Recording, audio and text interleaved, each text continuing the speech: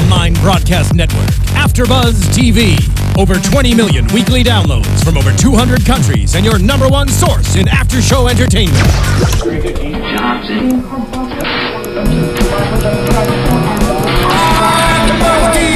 AFTERBUZZ TV, the destination for TV superfans. Producing aftershows for over 300 of your favorite TV shows. Interviewing celebrities and showrunners. And bringing you behind-the-scenes exclusives. All thanks to E! Entertainment's Maria Menounos, producer Kevin Undergaro, and internet leader Akamai. Now, let the buzz begin! Hi guys! Hi! Welcome to AFTERBUZZ TV. Welcome to Sweden After Show. We're your hosts, Britta Garsow and Carli Garsow. So this is the last after show for season 1. Sad. But we'll be back for season 2 whenever that may start. And there was 3 episodes this week. 3, you guys, not 2. There was one that you could watch online, episode 8, called Breakups. Oh, and shout out to Greg Poehler for telling us. Yeah, he tweeted to us, so we knew. Thanks, so we watched that earlier today, and then we watched 9 and 10. So 3 episodes, which was a treat for us. Yeah, it was awesome that it was all at once, because I feel like they're kind of short when you watch them. You're like, oh, I want more. Yeah, definitely. We can kind of recap episode 8, since everyone probably didn't watch it. So, which, by the way, good choice, because it was really sad. It was a heartbreaker, that's for sure. I mean, the whole premise was, we found out that Uncle works at a video store. It makes so much sense since he loves American films. I, literally LOL'd watching it by myself when we saw him working at a video store. It's so funny. Because it's dead, like a typical video store would be. And he's like, oh, the internet's gonna die. Like, the video stores are fine. And Bruce is like, yeah, okay. And he has a crush on one of his customers, so he invites her over to his place, his trailer on the water. And Bruce is like, okay, well, I'll come, and you invite her, and we'll have, a dinner party. Yeah, he's like, I can't invite her over for dinner. Like, he's so scared. It's so cute. So cute. Bruce gets the idea to have a party. He's like, I thought I told you to invite everyone you knew. He's like, I did. Which is just his family. His family. It was so funny. And he won't stop. He gets so nervous that he just keeps quoting movies. Like, he won't speak in normal language. He's just using movie quotes. She's like, can you not do that? The Forrest Gump one. It's so funny. Yeah. Life's a box of chocolate. I know. It was all great. And then, one of my favorite parts was when they were in the video store and they wanted to find out if she was single. And Bruce is like, well, I'll come back there and I'll look at what she's rented. And he's like, Sex and the City box set. And she's definitely single. I'm like, so true. It's such a stereotype, but so true. That's so funny. Because no woman would watch that. To rent a box set, you have to have all this time on your hands by yourself.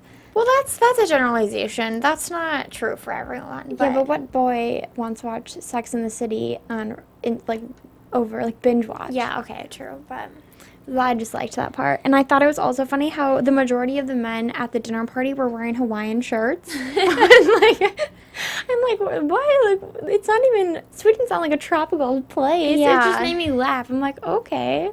So we said the episode was sad. So far, it doesn't sound sad. But the sad part is with Bruce and Emma. Oh, and Birger. Do we even know if he really had a heart attack or if he was faking it? He did have a heart attack. Broken heart. But we have to rewind and talk about Marcus. So Emma's ex-boyfriend Marcus returns and decides Emma lets him stay with them.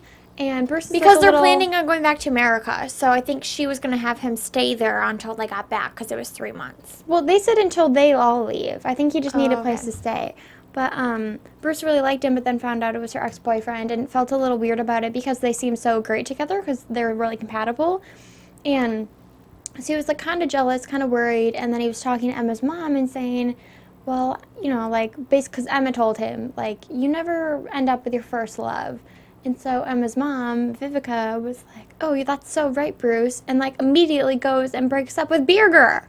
Breaks up after 35 years of marriage. It was not marriage. Remember, they're not married. Oh, I guess cohabitation. Yeah. I mean, either way, they have children together. They've been together for 35 years. It was just crazy. And he has a heart attack from his broken heart. It's so sad. So that's the beginning of the sadness, and it excels rapidly from there. Rapidly.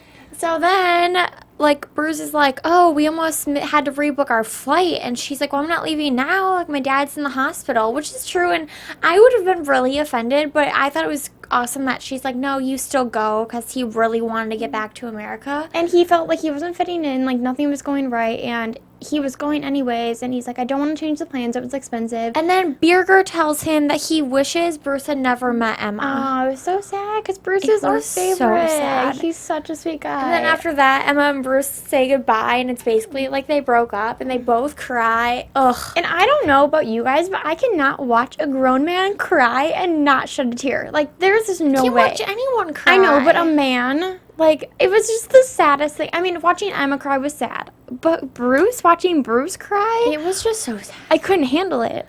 Like, that's how episode 8 ended. It was really tough to watch. I was crying by the end, but I'm a crier. So, like we said, if you missed it and didn't go online to watch it, don't worry about it. You did not want to see that. But you did have to know about Marcus and the parents breaking up. So, it was an important episode to watch if you did want to watch 9 and 10. Yeah. As well. So that's how we recap that. So then, moving on to episode 9. So, we see the parents and their journey to leading separate lives. The episode was called Separate Lives. And it was interesting to see, because the mom is like, Vivka is all about, like, she wants to have, like, a girls' night out with Emma. Well, she says she, like, never got a chance to live. Like, she feels old, and, like, she never did fun things when she was young. Which is kind of understandable. Like, it seems like they both, or at least she seems very young to have a 30-year-old daughter. Yeah. And the fact that she voiced that Birger was her first love and she married her first love, it does seem like she missed out on a lot, that she isn't exactly leading the life that she imagined for herself. Yeah. So I do understand, like, the struggle is real for her. Like, you know, like, if you're not doing what you want to do and don't feel like you're being yourself, like, that's got to be difficult. I don't think the right way to go about it is just break up with your husband of 35 years out of the blue. But then what she wears is crazy. But her body is insane. I don't know how old she is. What is she doing? Like, Pilates or just, like, going to the gym every day? She wore, like, a bra with, like, the mesh top and then, like, the leather vest. Floral pants. Like, the top was cropped, and she works out. She looks awesome. She looks amazing. I'm confused. I was like, oh, okay. I wonder how old she is. I know, we should look that up. I'd say, like, 53. Yeah, it's just insane, you guys. She's gorgeous. But, so it was like, she was, like, getting crazy, like, wanting to, like, get out on the town, and then she steps on glass, and it's the end of the world. It's just funny, because Emma's like, she's so dramatic. Like, she literally thought she was going to bleed to death. She's like, there's blood gushing everywhere. You didn't even see any blood. Which, I mean, I can be like that sometimes. You can be like that. I'm very dramatic, too, but I don't talk about blood gushing everywhere. I know. So then, as fate would have it, she ends up in the hospital with Birger, but they don't really talk. He's just like, are you okay? Are you okay? And I did not think that they will get through what they went through. I didn't either, because they seem so different. And I mean, we said that from the beginning, how different they were, but they seemed compatible, because she was so outspoken and opinionated, and he was so calm and, like, didn't really care about anything. So it seemed like they were a good fit. But then as the season went on, like, we saw, like, their struggles, and it was basically that, like, when they were walking to dinner, and she was like, why don't you dress up? And he's like, you know, I don't feel like myself when I dress up. I wear, like, my normal clothes. So it almost seemed like they were trying to change each other into what they wanted each other to be, and not really accepting each other. Yeah, which isn't good. No, it's not good. So I think, but at the same time, they aren't married, and they've been together for 35 years. So at any moment, they could have been like, I'm not really feeling this anymore. Yeah. So I think that's where you see, like, how much they love each other. No, yeah, they definitely love each other. It was good. I really liked that they did this to the parents, because I feel like, you know, like, as a young couple, it's people break up and get back together, and you go through regular everyday struggles, but you don't think of parents being together for 35 years as having any struggles, or they get divorced. And so it was, like, really interesting take for them to do this, to use older people in this setting, I felt like. Well, and the whole show has been focused on Bruce and Emma. You kind of forget there's another couple involved. So it was a nice change. I really liked it. It was a good call on the writer's part. And they ended up getting back together at the end. It was really cute. It was so cute. And Gustav and Emma started singing. Love lifts us up where we belong. It was the best. Because Gustav wouldn't stop. Because it was so appropriate. The dad was dressed, Birger was dressed in a bodyguard type-esque costume. And carrying her way to the boat. And she was wearing his hat. It was really adorable. It made me want to cry again. It was all these episodes cute. Just made me want to cry. Happy tears, sad tears, confused tears. So many emotions. A lot of emotions. For a pretty unemotional show, I feel like. Yeah. These episodes hit you at the end. These episodes have been on point. The last week's 2 episodes and then these 3 were really great. I feel way better than at the beginning of the season. Oh yeah, for sure. Bruce and Emma, we have seen. I mean, these past 4 episodes of them have just been up and down and up and down. They're on a roller coaster of love, you guys. And why? We were wondering the whole time, they both keep calling each other, and then they say, oh, he's not answering his phone, or she's not answering her phone. I'm like, why do they not get cell service? Yeah. Or what? But they were leaving voicemails for each other, but then they thought the other person wasn't calling, and they never explained it. And I'm like, okay. So if you watch, Bruce goes back to New York, and then Emma stays in Sweden to be with her family. And, yeah, the phone call thing was weird. We were so confused. I think that they just weren't getting service. That's what it seemed like, but it was weird. But they were leaving voicemails. If you don't get service, the call would drop before you could leave a voicemail. Yeah, they never explained it. They never explained it. So I was so confused the whole time. I'm not really sure about that. But they both definitely, cared. It was really cute to see, Emma really missing Bruce and Bruce really missing Emma. And they were both I'm not really sure if we're together. Kind of funny. And Marcus was trying to get in there or be all sly. And then Emma's I'm not having this. I love Bruce. Yeah, and Aubrey, though. Yeah. We haven't talked about the guest appearances, but Aubrey Plaza, so funny. I want to be her friend in real life. She seems like a blast. Made me laugh so hard. She shows up, Bruce and Amy are getting drinks, and then she calls Aubrey to come, of course, and she drops Bruce's phone and is we're gonna have in the water and we're gonna have some fun, and just so funny. Also at the bar scene where they're all drinking to help Bruce get over Emma, which is not a good solution. No. But I guess it's the so easiest one. But he's doing Swedish style shots. I know, you guys, that was our favorite part from episode 1. It was our favorite part from episode 1, and then they did it in episode 10. Twice. They did it in episode 9 too. He does it with 9 and just 9 then. Just 9, yeah. So funny. He just stares at them, and they're both are you mad at me for something? And Aubrey's are we fighting already? It was so funny. How he take shots in Sweden. He does them with Amy and Aubrey, and it was so great. It's so funny to see how he's adapted to all these Swedish customs. When he's in the diner and the guy tells him he looks very European, which also New Yorkers dress really well in general. They do. I think they were just trying to get the point across that he's changed. But it was a little. And coffee, they're really big on coffee there. And he was just give me a bag cup of coffee. He orders apple pie because it's the most American thing you can order. It is. And he's I'm gonna overeat because that's what Americans do. We overeat. Yeah, that was funny, and that's so true. And I do that. Yeah, for sure. So funny. American. But the shots were definitely a highlight of the episode. And then just all the guest stars in general. All the guest stars, because on episode 8, Malin Akerman makes a brief appearance in the beginning. And I didn't know she was Swedish. I mean, you could No, assume. I did. She was in that BuzzFeed article they did where, how Swedes are more beautiful. She was the picture. Oh, of course. She's so pretty.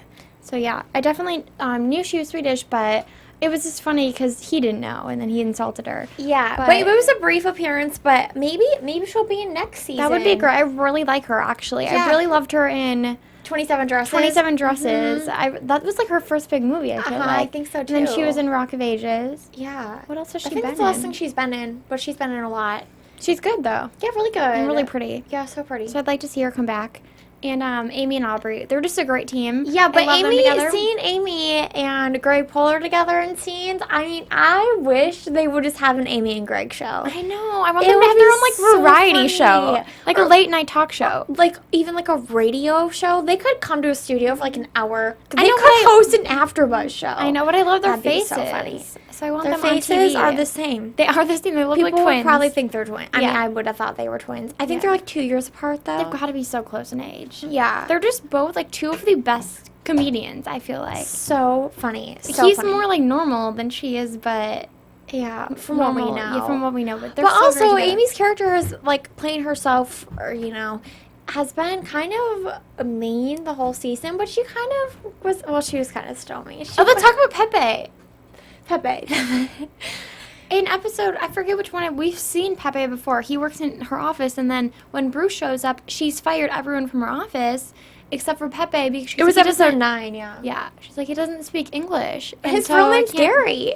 And, like, he starts speaking English to Bruce, and he's like, I just don't want to get fired, so I'm just pretending like I don't speak English. It's so fun. It was so funny. And I thought something was weird. I was like, he has to speak some English. Like, there's no way she would hire him, you know? But it was hilarious. That was a good play, Pepe. Yeah, I can't get over Greg and Amy and their comedic chemistry together. It's so funny. They're great. Best brother and sister ever. They really are. They're awesome. I mean, there's some good ones out there. Yeah, there is, but they're pretty awesome. They are. She's great. So I want to see more of that next season. Yeah. But you will. You will. I know. I'm sure. So Bruce and Emma, let's get back to their journey. Roller coaster of love. So they're like missing each other and like trying. I mean, Emma is really focused on her parents in these episodes, which is good. Like, I feel like it took her mind off of Bruce, and like we said, like, we liked seeing somebody else's relationship being talked about, and so that was really healthy. And then Bruce is like just having it was funny because he was like so excited to go back to New York, and then once he gets there, he realizes like, this isn't my home anymore. Like, he even says at the end, like, there's nothing here for me. And it's funny because like Amy and Aubrey don't make it easy. Like, they make everything so hard for him, and he becomes more stressed the more he spends time with them. Yeah, like, he's there to make money, and I feel like he's not into the work even, like, the amount isn't she paying him like $300,000 or something? Something crazy for 3 months. Yeah, so like the amount that she offered is just not enough for him. He's like, I can't even do this. Like, he's depressed, he misses Emma. It's so cute.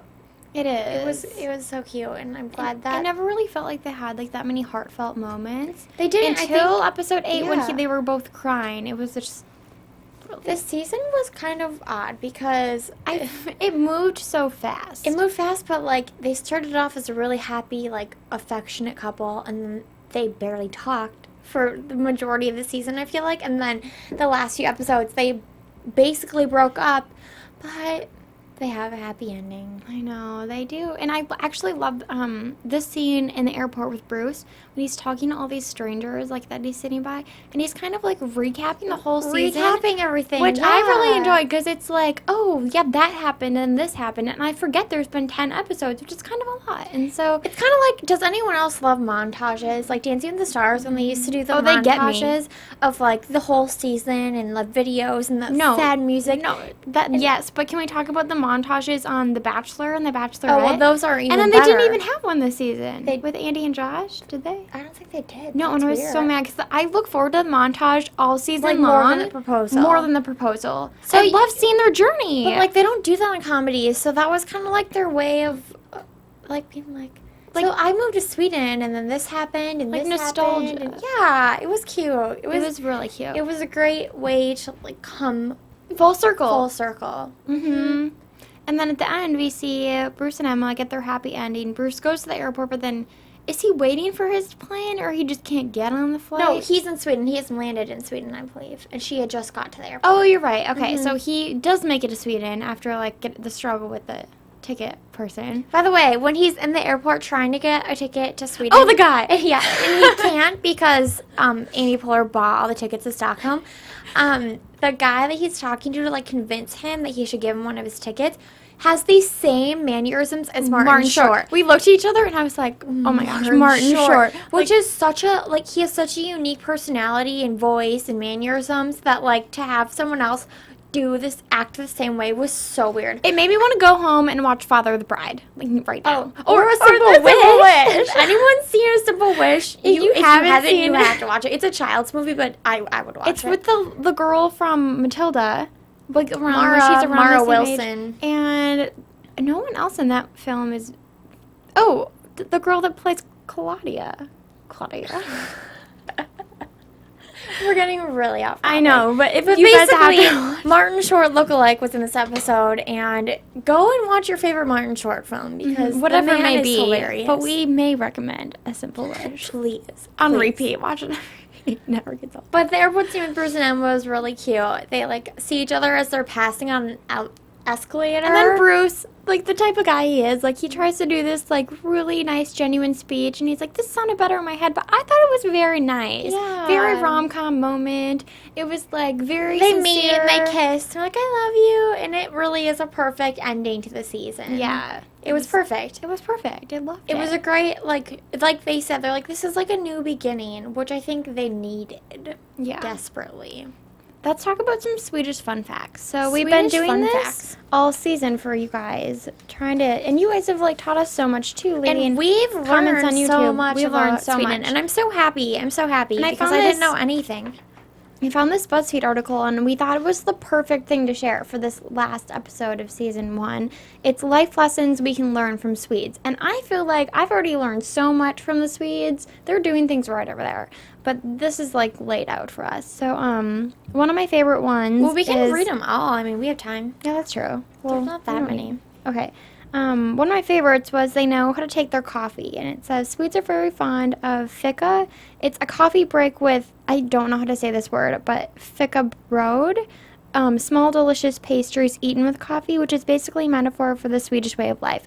They represent taking time to enjoy what you actually have in front of you instead of rushing about. And someone commented in the YouTube comments, "Oh, if you guys love pastries so much, you would love fika." I don't remember what video it was. I think they might sell it at IKEA. Next time we're there, like in the frozen section. No, fika is like the actual act of eating coffee with a pastry. Well, fika bröd. That's what I'm talking about. But I'm just saying, and I was like, that is brilliant because we already do that. I know, and like I talked so many times about how coffee tastes so much better when you eat a cookie with it. Or like a biscotti or a muffin. Or just anything. So it's just the best combination. And the fact that this is like a part of their daily lives. Like they take this break and slow down from life and drink some coffee and eat a little pastry and then they get back to work. Like I feel like Americans need to start doing this. I feel like everyone should do this. Probably a lot less stressed and high heart attack deaths.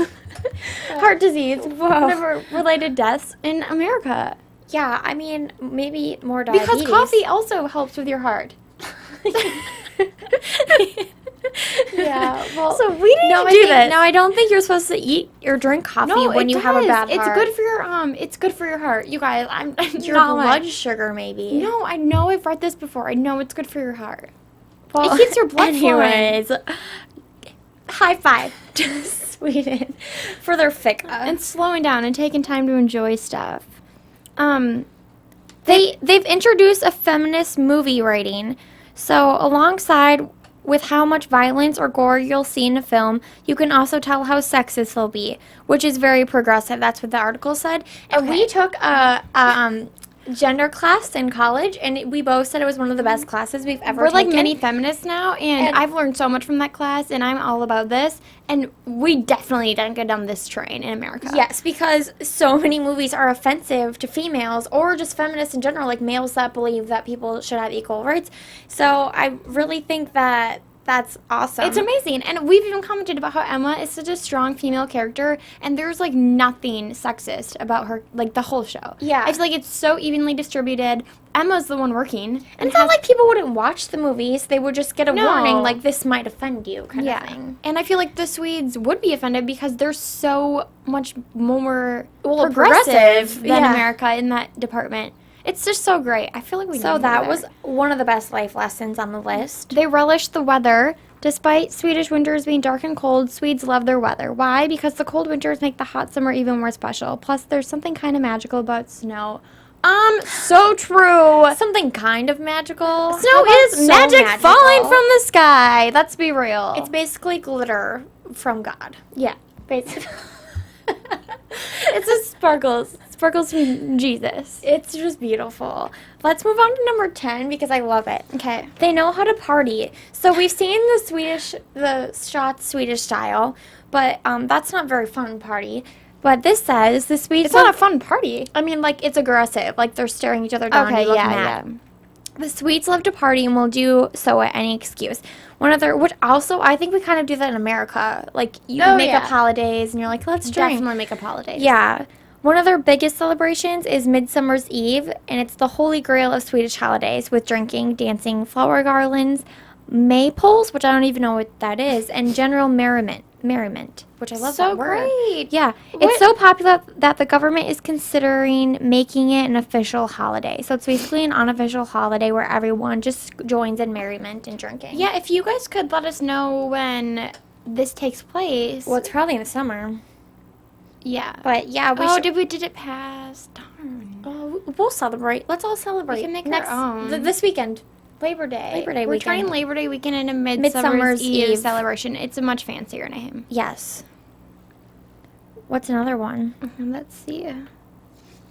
This one, I always take their shoes off before they enter our house, which we saw in the show when Bruce didn't take his shoes off.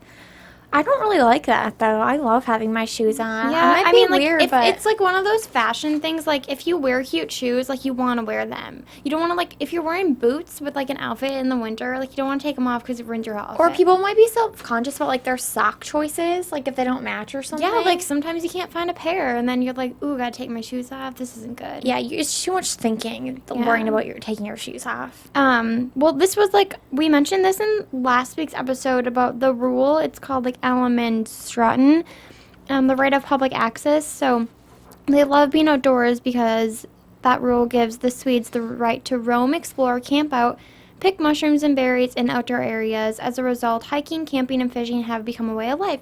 And we've seen that so much in this show. Like, they're always outside. They have the summer home. They're always outside. They even eat outside. Like, a lot of their restaurants have tables all outdoors, which is great. I love being outdoors and the fresh air. Well, it also doesn't really get dark, what we've seen so far in the summer, so that's another reason probably it doesn't really get that cold. Yeah, we haven't seen it in winter, I'm sure, and their winters have got to be pretty harsh. Yeah, I don't think they would go outside as often. Yeah, but they said, like, they do enjoy, the other one said they do enjoy their winter, so I do think that's just become a way of life for them. I don't think that, like, and then we also read that fact about how they watch TV together, but they don't nearly watch as much TV as Americans, so they definitely spend most of their free time outside, which is so refreshing. Like, it's like how America used to be. I know. Well, yeah. It is. Number 14 is so crazy. Ready? Their prisons are so effective, they're having to close them. I'm just going to read this whole paragraph because it's worth it. Swedish prisons have a reputation... No, I smile a lot because it's worth it. Yeah, Marcel the Shell. Back to the paragraph. Swedish prisons have a reputation for being liberal and progressive and with a focus on rehabilitation rather than punishment. The only problem with this is that they're so good that they're doing themselves out of business. The prison population dropped so much by December 2013 that several closures were announced. There's a famous story about a Swedish jailbreak. Guards forgot to lock up 6 inmates who then used their newfound freedom to bake a cake and watch some TV before going to bed. These inmates escaped, and what they chose to do was bake a cake and watch TV. Like, is this like Two Broke Girls or something? It just sounds perfect. Like, I just can't even get over that. Like, don't we have an overcrowding problem in our prisons? And they... Yeah, because don't some homeless people, like, get arrested on purpose? Well, you don't know that. That's... I don't know. That's just something I've heard. Yeah, I mean, I'm sure it's a generalization. But it's nice to have a roof over your head. That's what I'm saying. No, I agree. I think that I would rather be in jail than be homeless, right? Yeah. Yeah. So I mean, I'm just saying, like, homelessness is a bigger problem in America, and that probably leads to being overcrowded prisons. Another interesting one was they like paying tax. So Swedes typically pay back. I read this in another place today too. 60 to 70% of their wages into taxes, and it's before, like, they even get their check. So it's not like they're like, it's not like, like on our checks where it shows, like, how much it is taken out. Like, I don't think it does that in theirs. I think that they just get a certain amount and they don't even know how much was taken out. But they're happy to do so because Sweden has some of the best healthcare, subsidized childcare, prisons, and care for the elderly in the world. So what can we learn? Instead of demanding low taxes, we should want quality of care. And that also relates to another one, is that they take healthcare seriously, and doctors have same-day appointments, and childbirth includes a 3-day hospital stay with 24/7 midwives on call to help out, which I actually don't know the average hospital stay when you give birth in America. I don't want to know. I'm sure it's not 3 days. And also, someone commented on YouTube on last week's episode that they have like this healthcare policy in Sweden where I think they said you pay like what would be $300 US, and that's like the cap on the whole year. So like once you pay that, you can go like unlimited doctor visits for the whole year, which is insane. That is insane. But I mean, insane. It's just that's how like their system works. Yeah, like, it seems like it's going so well for them. I don't know what they're doing wrong. I think it's the sweets and the coffee that are just keeping them happy. They're doing everything right. We'll just do one more. Let's do the one about the stupid names. Okay, they've banned stupid names. So, like, you know those people that name their babies after appliances, like small pieces of furniture? Yeah. Or edible treats. They don't do that there. When a baby is born, the parents have to apply to the tax agency to register the baby's name. Yes, the tax agency. Which might sound weird to you, but the babies that would have otherwise been called Sickboy, Superman.com, and Crank, had the tax agency not stepped in, are probably extremely grateful. And then this says those are actual Swedish parents were. Okay, those are actual names that Swedish parents were banned from giving their kids last year. So they tried to name their kids Sickboy, Superman.com, and Crank. Sickboy is just terrible. I don't understand that at all, but Crank isn't that bad. It just reminds me of Christmas the Crank. I know, we do. But they are not. Sickboy? I don't really get it. That's just confusing. I don't even understand. So they who was that? Someone tell us. So yeah, I think we should maybe adopt that policy in America. But also, you should have the right to name your child whatever you want, because if they really hate it that much when they're 18, they can change it themselves, which they wouldn't at that point. They become accustomed to Sickboy. No one gets accustomed to Sickboy, but someone does. Okay, well, anything else? Predictions? Predictions for next season. And now, your AfterBuzz TV predictions.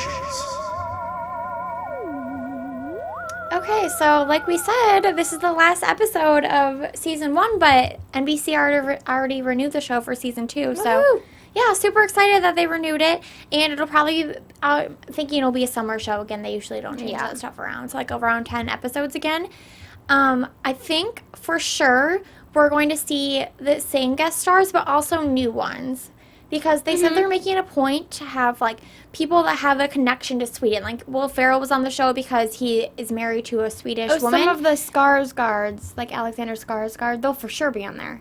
Because I read an article saying, like, we don't even know how many there are. There's so many in the family. And they're so big in Sweden, they'll definitely be on there. Yeah, so, like, they're trying to get any actor that has, like, a connection to Sweden. So I think we're going to see a lot, probably Malin Anchorman will be back, and there'll just be more guest stars, and then Amy Poehler obviously will still be back. And as far as like Bruce and Emma go, I just see them getting engaged, because definitely I feel like getting engaged. That's the next step. They have to. And there's no going back at this point. The fact that like Bruce came back to Sweden after going back to New York, which he loves so much.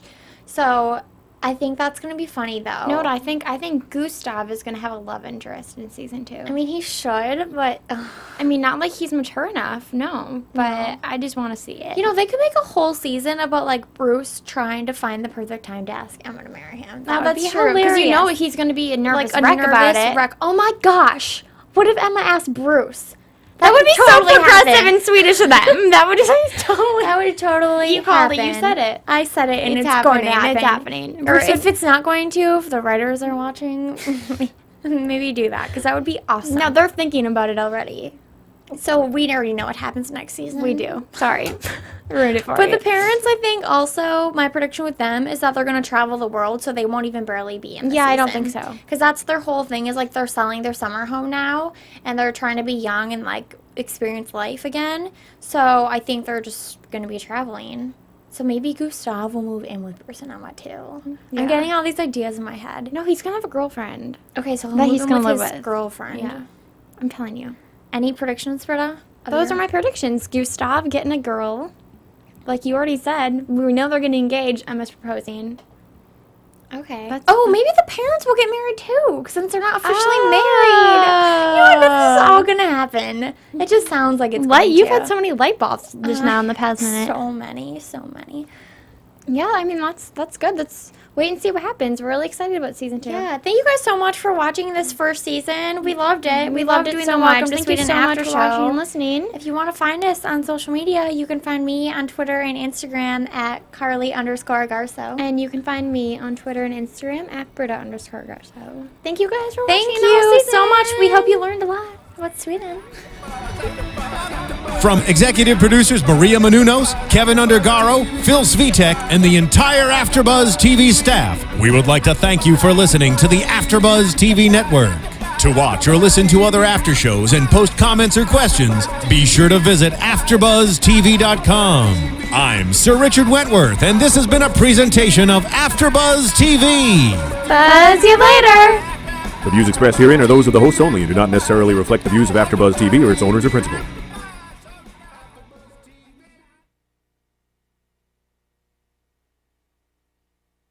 Thank you for watching AfterBuzz TV on YouTube. For more of your favorite after shows and interviews, subscribe to our channel here, and be sure to share your opinion on the episode in the comment section below here.